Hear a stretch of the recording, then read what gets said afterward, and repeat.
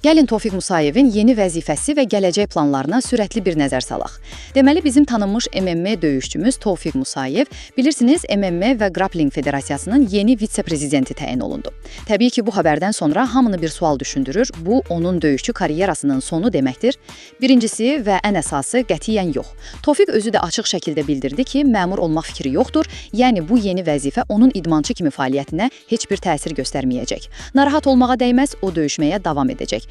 İkincisi, gələk onun federasiyadakı planlarına. O, bu işə sadəcə adı olsun deyə girməyib, çox ciddi dəyişikliklər planlaşdırır. Əsas məqsədi MMA-ni xüsusilə də regionlarda inkişaf etdirməkdir. Hədəfi isə il ərzində ən azı 3 peşəkar və 2 həvəskar turnir təşkil etməkdir. Və nəhayət, hamımızın səbirsizliklə gözlədiyi xəbər, bəs onun növbəti döyüşü nə vaxtdır?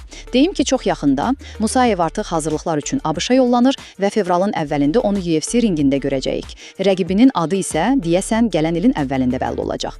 Bir sözlə, Tofiq Musayev həm ringdə aktiv fəaliyyətini davam etdirəcək, həm də federasiya rəhbərliyində Azərbaycan MMA-sinin inkişafına töhfə verəcək.